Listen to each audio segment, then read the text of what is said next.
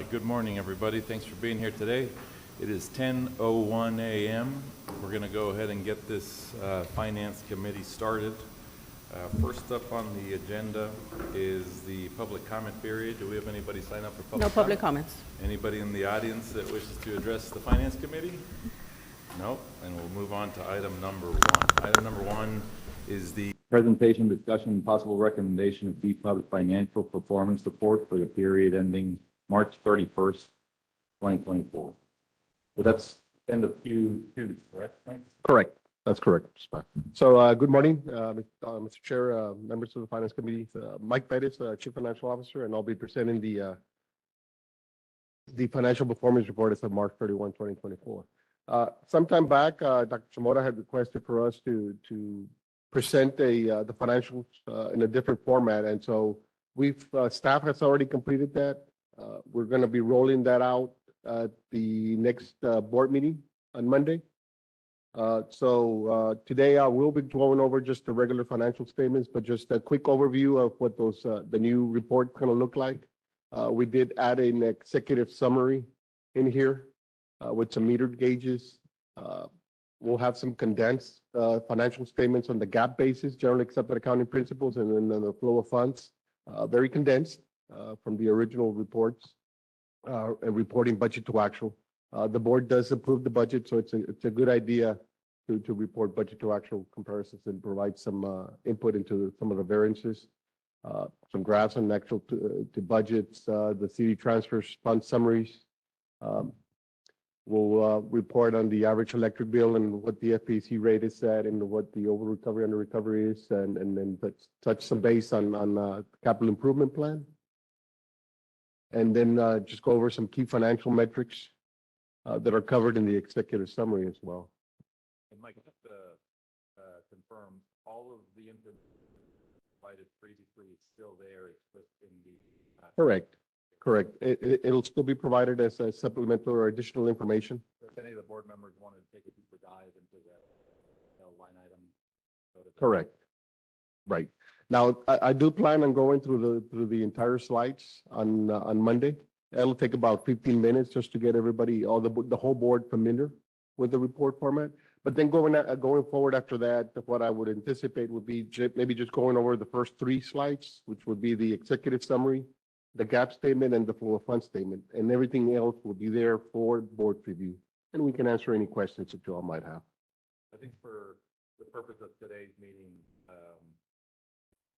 do without the 15-minute presentation. Yes. Supposed to look at it on our own, and if you could get a couple of highlights or point out anything different that you'll do. Okay, we'll do so. We'll just go over the regular financial statements. Here's the statement of revenues, expenses, and changes in net position. This is in conformance with the generally accepted accounting principles. This is the statement that we normally see in the annual comprehensive financial report. And so we've got, we'll focus on the far right column, fiscal year 24 year to date. We've got sales and service charges at $83,903,000. Fuel collections at $42.5 million.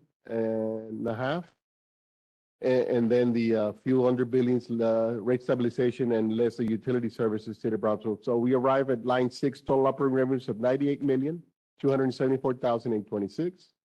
We back out total operating expenses year to date of $90,050,519 and arrive at an operating income amount of $8,224,307.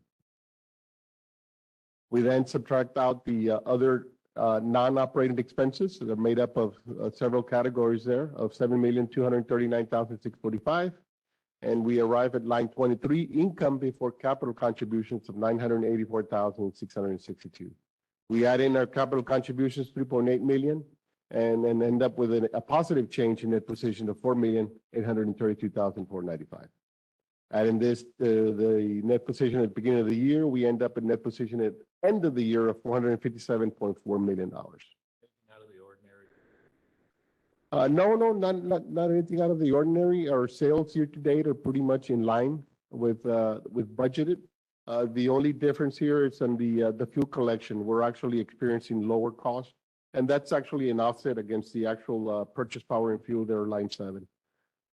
The only other thing that I would mention is, of course, we did, or the board did authorize the use of rate stabilization funds of $9.4 million.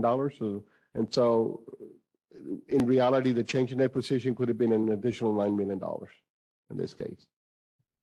So moving on to the adjusted gross revenue summary, and this one is based off of the flow of funds in accordance with the bond ordinance, right? You can consider this a cash flow basis. And so we'll start off here with the net operating revenues, line 3 at 99,674,611.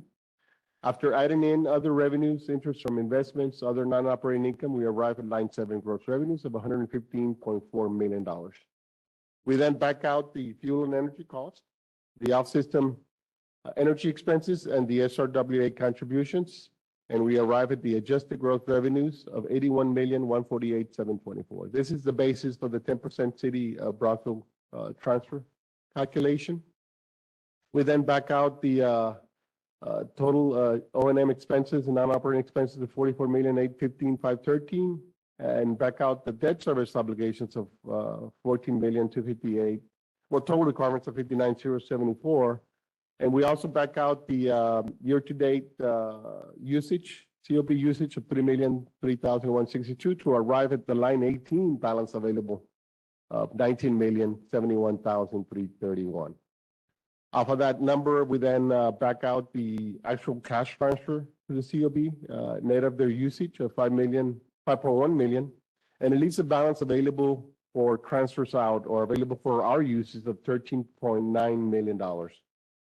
That $13.9 million then was used to fund $8 million of budgeted CIP, leaving a balance into the improvement fund replenishment of $5.9 million. So one of the things that I do want to make clear here is that in accordance with Section 14 of the bond ordinance, the flow of funds, the ordinance stipulates the priorities of use of the utility revenue, right? So the first priority is pay utility O&M expenses. Priorities 2 through 9 is the payment of debt service and the payments into the debt reserves, right? And then priority number 10 is it's a transfer to the city of Brownsville. Number 11 is the replenishment of the operating reserve fund that we have. And then the final bucket being a replenishment into our improvement fund. This is referred to what we consider a closed loop system. So in essence, at the end of the year, that money gets invested right back into our infrastructure on a cash basis, right? And so it affords us the opportunity to not go out and get any debt. So I just want to make that point clear, that $5.9 million is really represents that amount. Now, I also want to make a note that that 5.9 is really a combination of additional revenues and a reduction of our operating O&M expenses. The majority being a reduction in the operating expenses. So it's not necessarily, I did mention that their base rate revenues are pretty much in line with budget. So the majority here is just a reduction in O&M expenses because of timing issues. You know, we close the period around the 10th or 12th every month. And so a lot of those expenses, if the invoices come in late, they don't get accrued to the proper period and they don't get posted until the subsequent month. So in reality, we don't have a true number until the end of the year. Just wanted to make that clear. Any questions?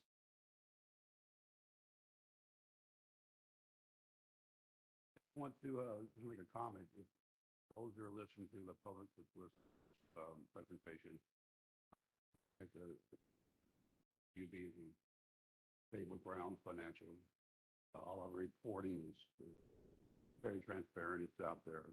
So Yes, sir. sometimes people ask me a lot of information about shows, but the vision of leading. And I think it's safe to report that the vision is good. Positive. Yes. All right. Thank you. All right, thanks, Mike. Next up is the presentation, discussion, and possible recommendation for the selection of a firm to conduct an integrated research plan.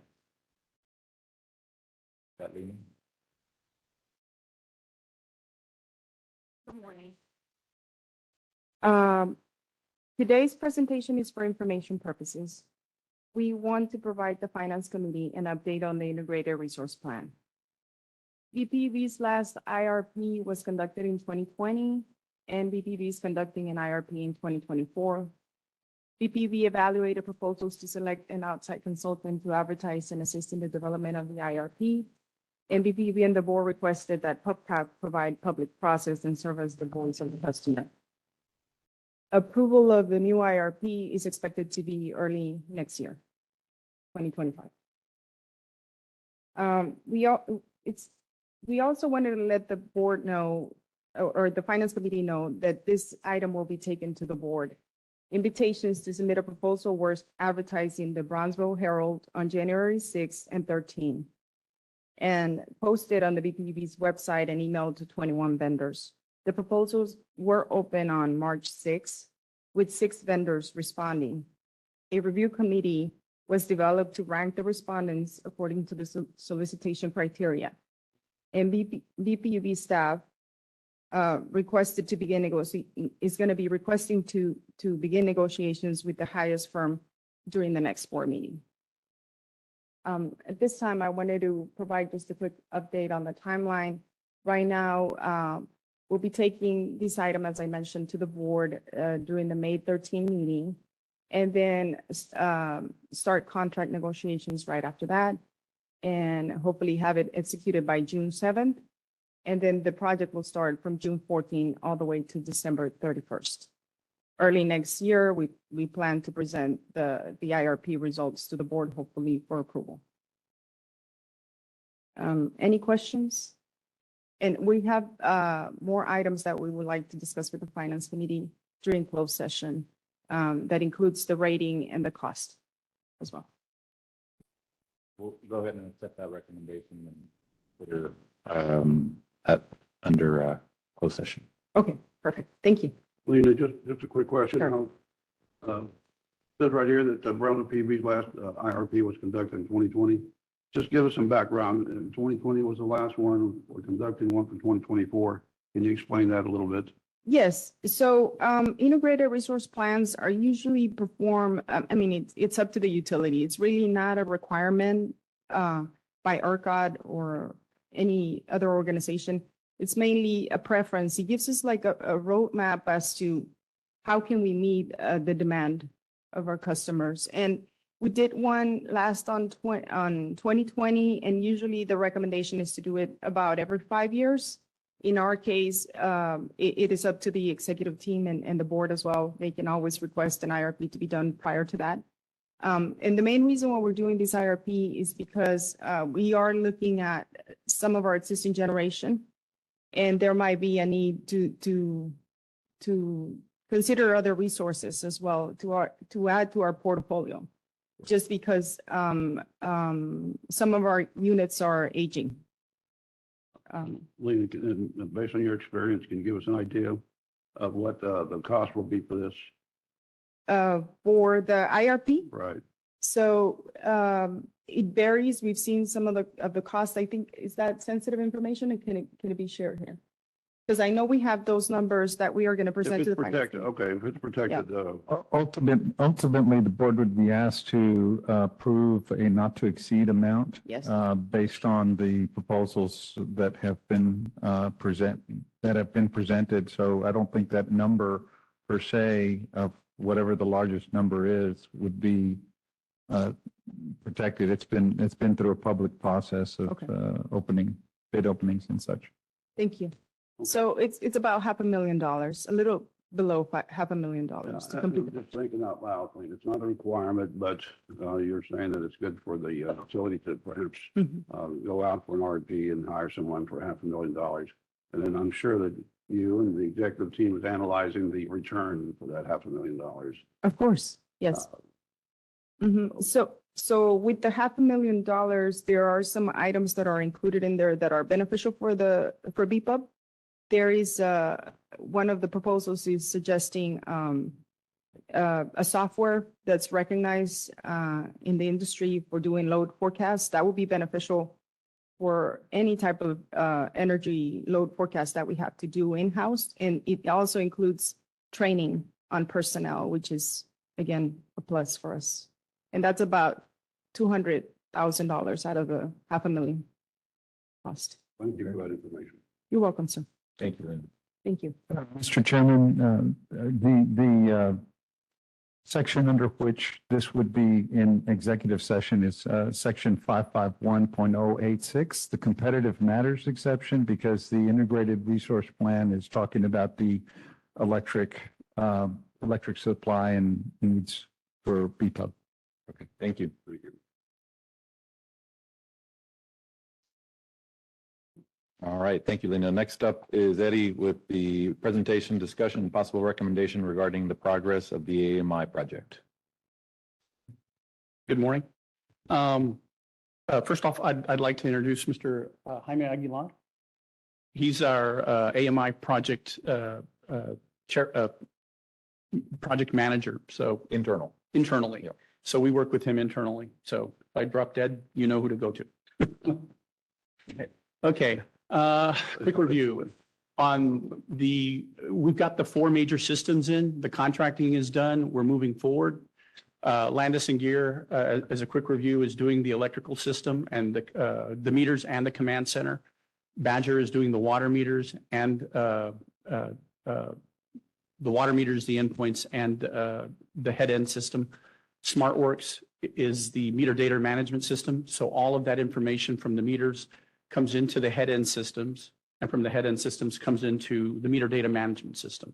The meter data management system is kind of like the information warehouse, and the different pieces of software that PUB has go and grab the information that they need from that system. Allegiant is the contractor who will install the electric and water meters and the network system. So those are the 4 majors. All the contracting is done. We're moving forward with them. Next slide, please. This is the simplified version of how everything interacts. The two of the main pieces is the customer information system up at the top. And you can see the meter data management system right dead center, which I just spoke about. It's pretty complex. There's a lot of other pieces here. This, like I said, this is the simplified version. The important part is that I just kind of wanted to give you a flavor for we're integrating to a lot of different systems here. And we're bringing in some brand new systems. And the good thing is over the last 20 years, we've kind of pulled in other systems. We have a standalone GIS. We have a standalone CIS. And this is one of the projects that's going to bring those pieces together and allow us to share information across the board. So that's good. One of the things that we're going to be doing at this upcoming board meeting is we will be bringing the CIS integration into the MDMS so that they can speak to each other seamlessly. The importance of that is obviously so we can pass information to our customers and so we can bill and collect revenue. So you'll see that at the board meeting on this coming Monday. Next slide. As I stated, we are underway. We had the kickoff meeting 2 weeks ago, April 22nd through the 24th. All of the vendors came down, met with staff. There were about 70 to 85 of us total. So we wanted the first meeting, the kickoff meeting, everybody to meet and speak to each other, rather than just doing it WebEx, so that they know who they're dealing with, and it builds a little bit of camaraderie. Obviously, once you've met someone, it makes it a little bit easier to pick up the phone or to set up a meeting with them virtually. It went very well. We also spent those 2.5 days going through some of the basic information criteria that PUB staff, that was going to be expected from us back and forth between staff and vendors. So it laid the groundwork for a lot of that. It went very well. Next slide. So this is a brief overview of the upcoming project tasks. I'm not going to read through all of them, but as you can see, we're getting underway. We're not talking about it anymore. This is where the actual information flows are coming. As we said, at this board meeting, we'll have the Kayenta integrations, and then you see all the information that starts to get that our staff and that the vendors will be passing back and forth between them to start standing up the different systems. one of the different things is the head end pieces are software as a service. So rather than being here at PUB, the vendor hosts those. They do all the security upgrades. They do all the upgrades, the normal upgrades. So we're always on the latest and greatest and software. So standing up those systems has begun, and all the information that we're going to need. You can kind of see the timeline of how everything goes. The next really major piece will be over the second to the last box, the initial deployment. That's what we're preparing for right now. The initial deployment area, which I'll get to in a little bit, that's where we kind of do the testing, the actual, once we stand up the systems and we connect them and put all the pieces together, then we actually are going to have some meters in the ground and some of the network communications, and then we light it up and let's test it and make sure it works before we go to mass deployment. So the IDA is very important for that reason. And then you can see full deployment. So the IDA would be towards the end of this year, December to February, and then full deployment would be March to October of 26. So by this time next year, you should have that IDA up and running. Correct. With several months worth of data. That's, God willing, that's the plan. Great. So as I stated, now the real work begins. The POs are being issued. We're starting to receive equipment and meters for the IDA so that we can bench test the meters and make sure that what was expected of the meters. I know you look at a meter and it's just a physical piece of device, but there's a lot of criteria that goes into the different pieces of information that electric wants and that water wants. So what we do is they call it bench testing. They'll put the meters on and they make sure that everything is reporting back properly. And then once we accept the meters, then they can then they can go with full production of that meter that we accepted. And then you punch out 55,000 of those things. So because sometimes people wonder, well, why is it 6 months between now and then the IDA and deployment? And that's because we're testing everything ahead of time. And then the IDA is kind of like the final acceptance testing. Are we experiencing any delays or increased lead times on the delivery of those meters? Or is everything coming along, within our expectation? Actually, the initial, and this was part of the timing issues with the POs and the legal and everything else, is that anything they won't order until we accept, obviously. Okay. So the good news is that it was 52-week lead time, and that's dropped to 30, 24 Okay. to 24 weeks. So the lead time is starting to drop. Their production is starting to ramp up. All those issues that we ran into with COVID are kind of starting to alleviate. So that's good news. And the rest of it is, like I said, all the POs are being issued. We're starting to receive equipment. The internal teams we're going to start fleshing them out and get them started back up so that we can start making the decisions on how are we going to communicate with our customers, what messaging do we want to send out there to the public, that type, prepare everybody. Hey, Eddie, quick question. For new developments and projects that'll be coming online, towards the end of this year or in 2025, are those projects able to request or to acquire the new meters so that you don't have to go back and retrofit a year after they complete construction? Actually, we had a conversation on that exact subject. We have to wait until the bench testing is completed.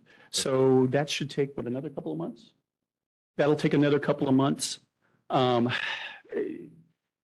I was saying, you bring the meter in and then the electrical meter shop and department make sure that everything is working properly and that we're getting all the data. Because once you approve that, then this is the meter you're going to get from this point forward. Now, once we complete bench testing, then we can it's our responsibility to give that information to electrical, and electrical can then start ordering those meters. Unfortunately, they have to wait until that's done because if something's off, Sure.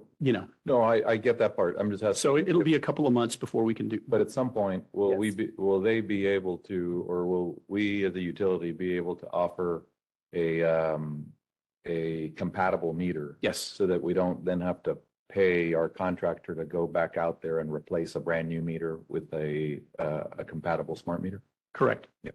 And even once we get the new meters, they'll be installed just like the old ones. So Yep. PUB staff would do that. From Right, that I'm point just forward. asking if we're able to avoid a duplication of the Right. work for PUB Right. staff.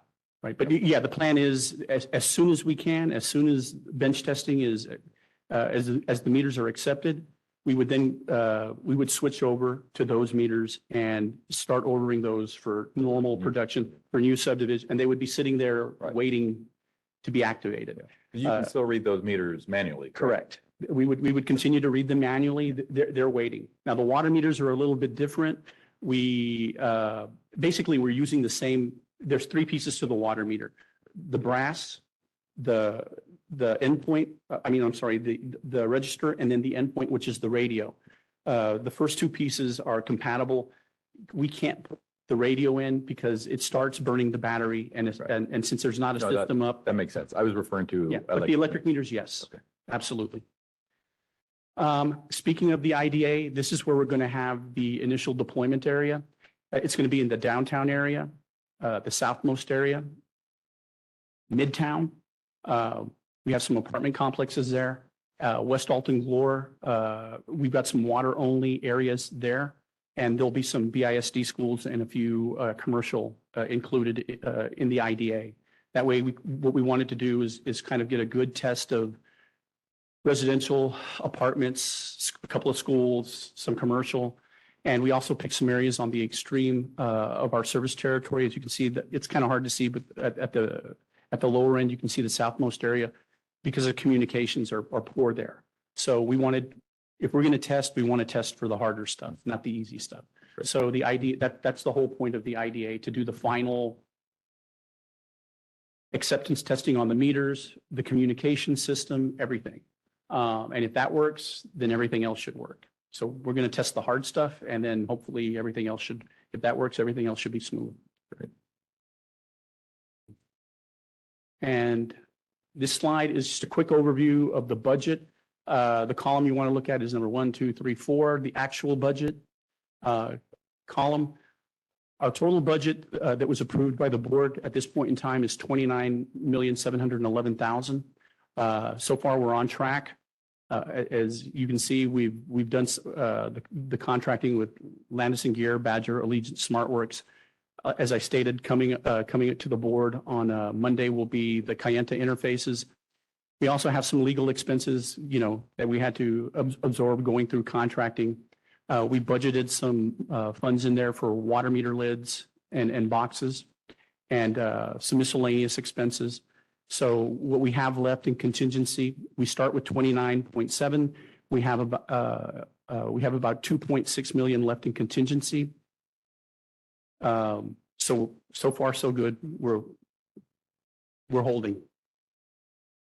And I believe that was the last slide. So if you have any questions. Oh, thank you, Eddie.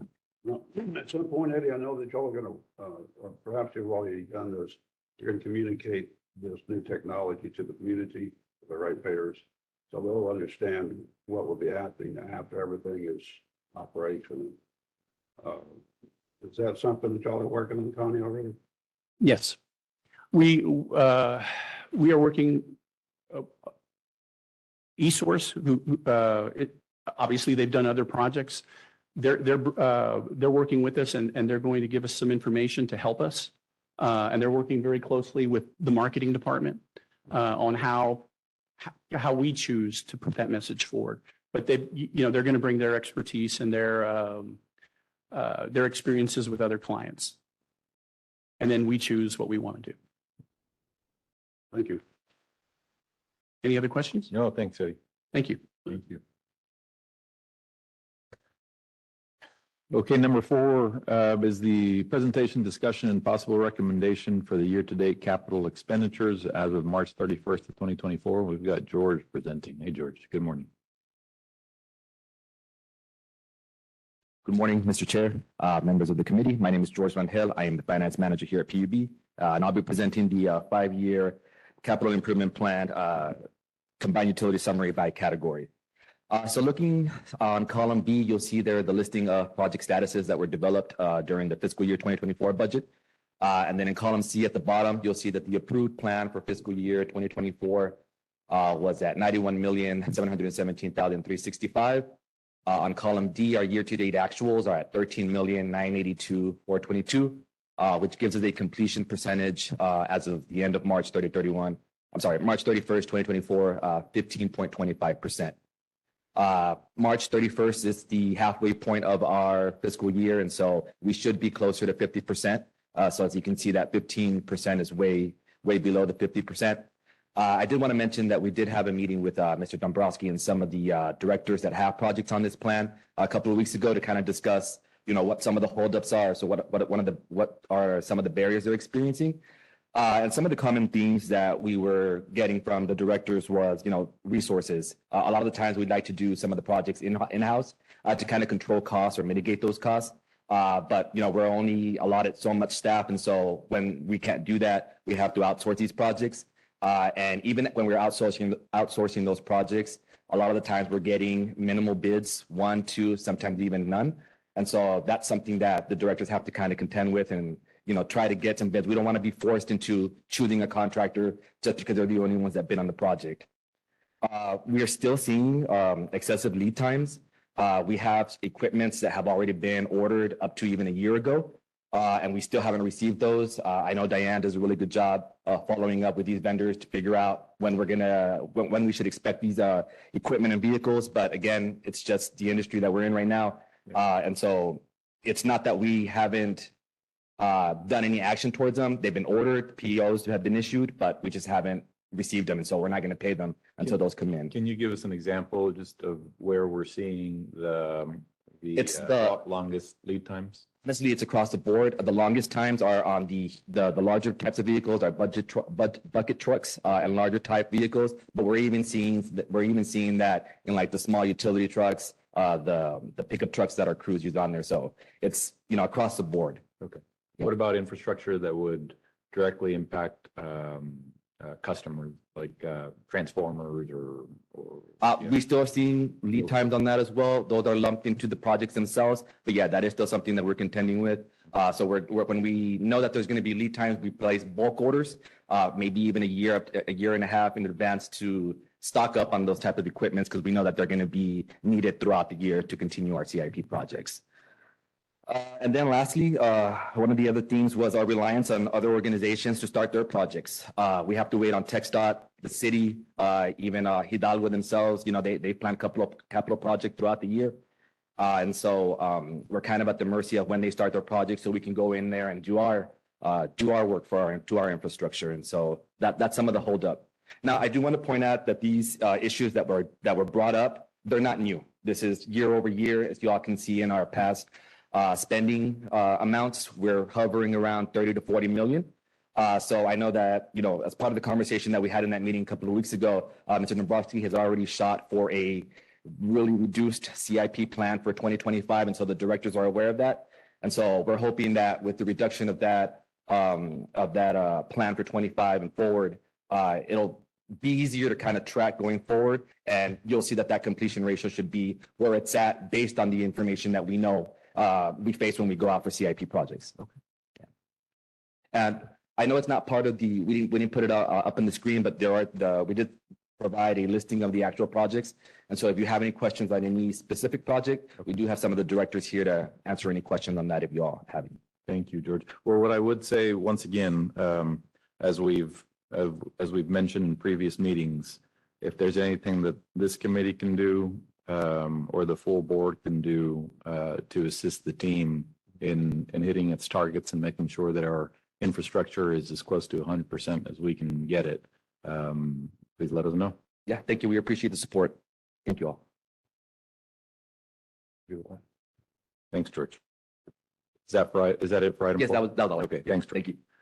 Item 5 is the final item on the list is presentation, discussion, and possible recommendation on the adoption of fees and charges required to implement or enforce the City of Brownsville Ordinance 2018-983 DD Cross Connection Control and Backflow Prevention Program.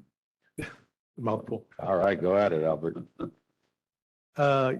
Yes, good morning, committee chair and members. I'm Albert Gomez, Director of Environmental Services. And I'm here to present the customer service inspection fee schedule. We did bring this to the committee a while back, so we since have fine-tuned the numbers. So we're bringing that back to the committee for your consideration. The objective is, of course, the recommendation for the implementation of the customer service inspection fee. Next slide. A little bit of history regarding a customer service inspection program. Back in July 6, 2015, the TCQ was here to perform a compliance investigation of our water system.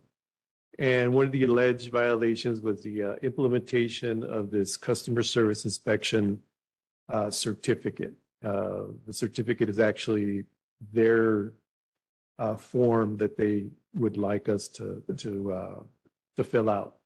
And at the time, the City of Brownsville Plumbing Inspection Department, as part of their permitting inspections, would utilize a green inspection tag. And so at that time, the TCQ determined that that was not sufficient and that they wanted us to go with the customer service inspection forms instead of the green tag. Then again, in July 11, 2018, again, the TCQ performed another investigation.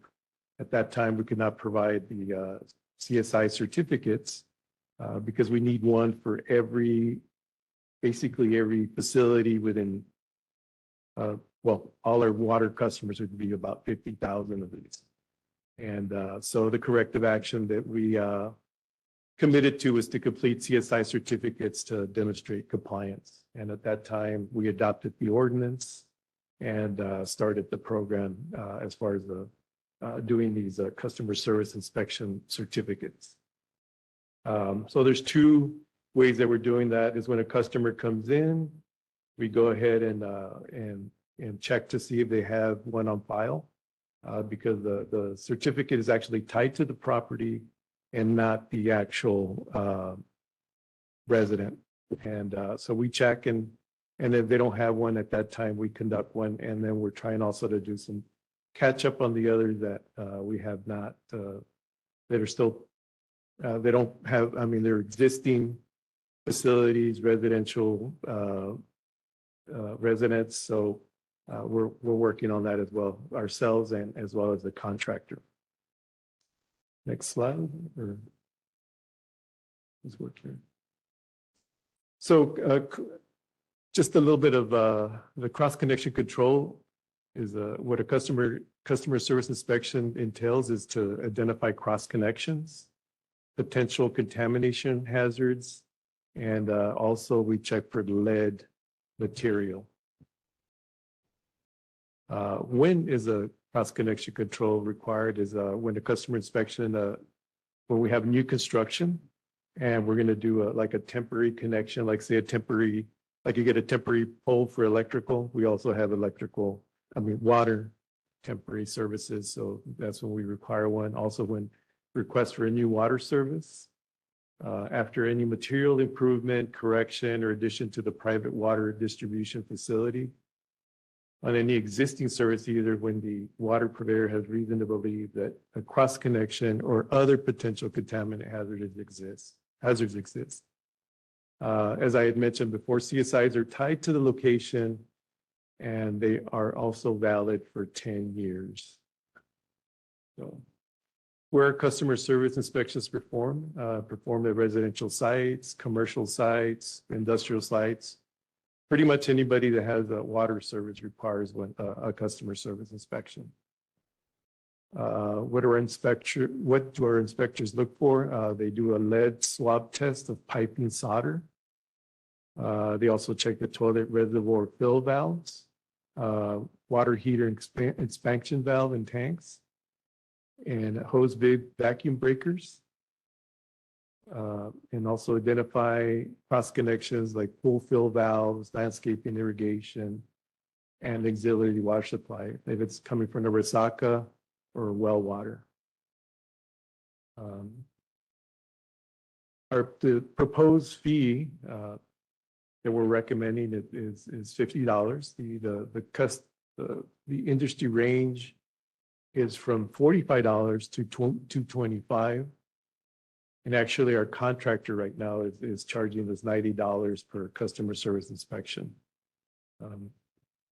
I also did put the part of the ordinance there, a section from the ordinance that PUB governing body is authorized to adopt fees for these services as well to recover any costs.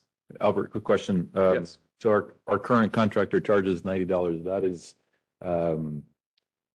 That is not recovered from the customer at this time, or it is? No, it's not recovered from the customer. And so that charge, if you take the typical household in Brownsville or, typical residential customer, they would see a charge like this come up every 10 years?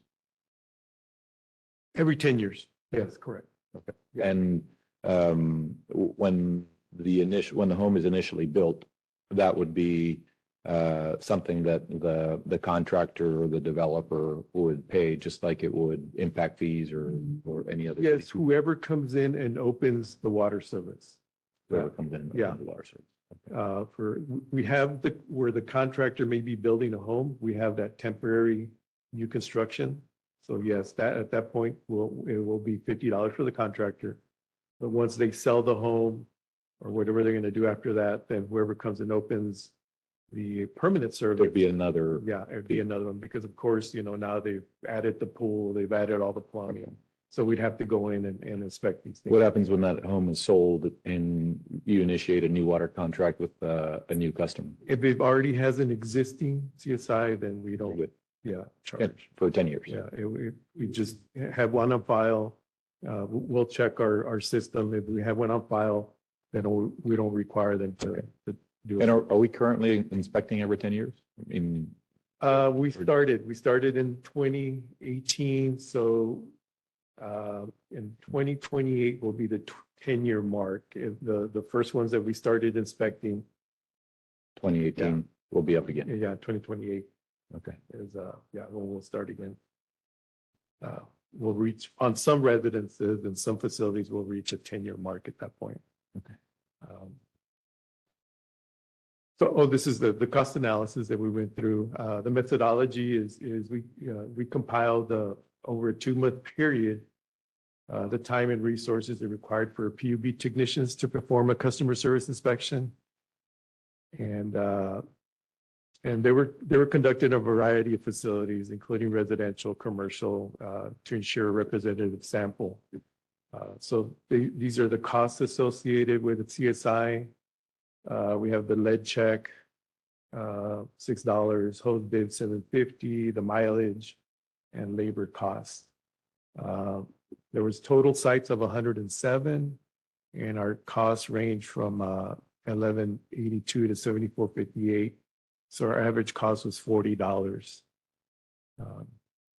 That's how we and then we scaled it up a little bit of $50, kind of a round number for inflation and things like that. So we could have this, the gas kind of varies and things like that, to make sure that we recover what we need. And I believe one more slide. Oops. Can you go back to them?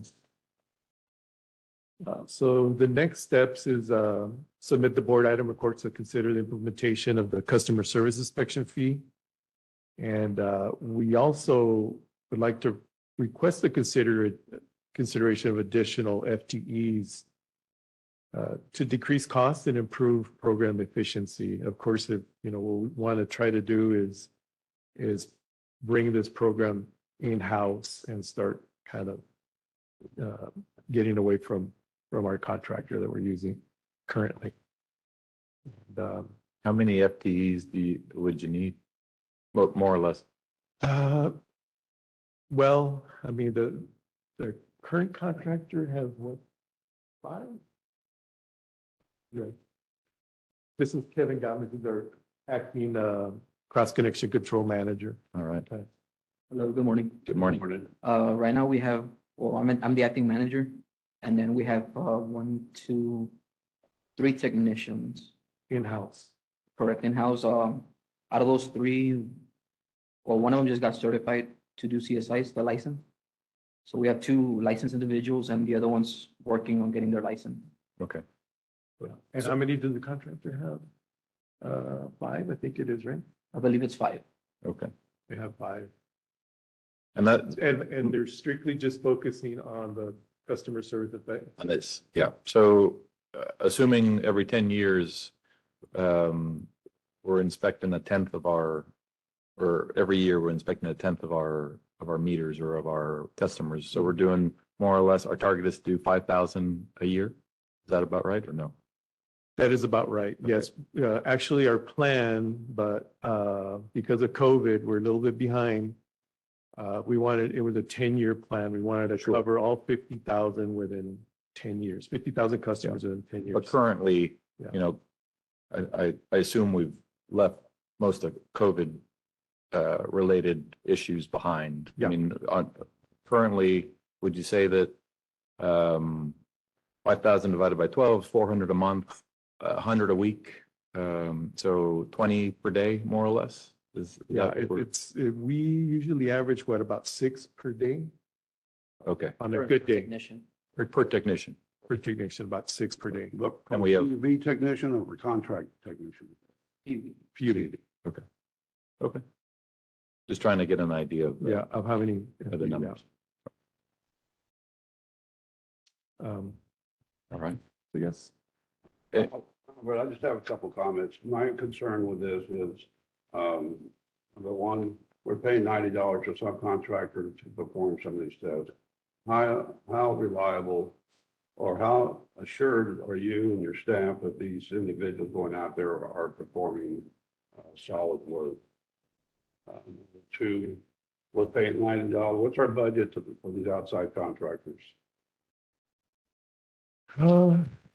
We, 250,000 they We're were paying $250,000 annually. annually, yeah. We should have moved this thing into in-house a long time ago. $250,000 so we can use. Your technicians that you have right now, you have 2 that are licensed. You have an idea what they're being paid? Salary or their We hourly have rate? the hourly rate on those. We would have to So, check on that. It's, I'm concerned with the reliability of subcontractors going out there and building this, not only with this particular company, but with others as well, but, okay. That may be good information to have for the full board. I believe that the labor cost is 2530 is what we're paying. Labor I'm cost not is sure what? that's an average, or is that an average or just, But 25, 30 per, that's an average of our technicians, $25.30 per inspection, per hour. per hour. Who's getting $25 per hour? The inspectors on average, because we have some senior ones and some low ones, so it works out to about 25. Okay. Okay, Thank you, Paul. thanks. Okay. Thank you. All right, that does it for the 5 items that we had listed. At this time, we're going to enter into closed meeting. We've got 2 items on the agenda, which is discussion of VPUB's progress on our hedging strategies and power supply, as well as number 2, which is presentation discussion, possible recommendation of information upon pricing of purchased power, generation, fuel, and its impact on fuel purchase energy and marketing.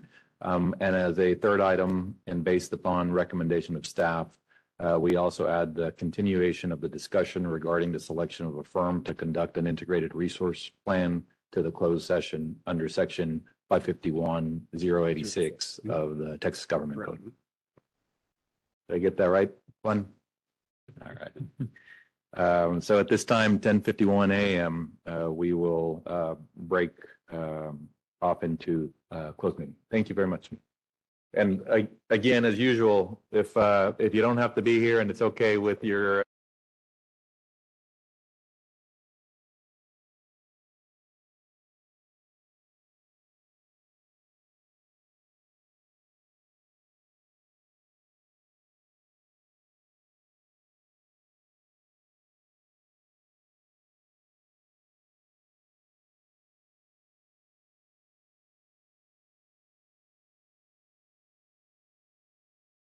We good to go? All right, it is 11:21 a.m. We are back in open meeting. Number 6 is discussion possible recommendation on closed meeting items. There's nothing to discuss there. And number 7 is the discussion and or request for future agenda items. Art, anything that you'd like to put on the next agenda? No, I've spoken to, Ms. Gilbert and we haven't think Cindy for the next, agenda. Well, just based on the conversations that we've had, I'd say if you can just keep us informed of any updates that come from Hidalgo, so that we're aware of the timeline on that outage. Other than that, I think we're good to go. And with that said, we are ready to adjourn. So at 11:24 a.m., this meeting of the Finance Committee is adjourned. Thanks again to everybody for taking the time to be here with us today.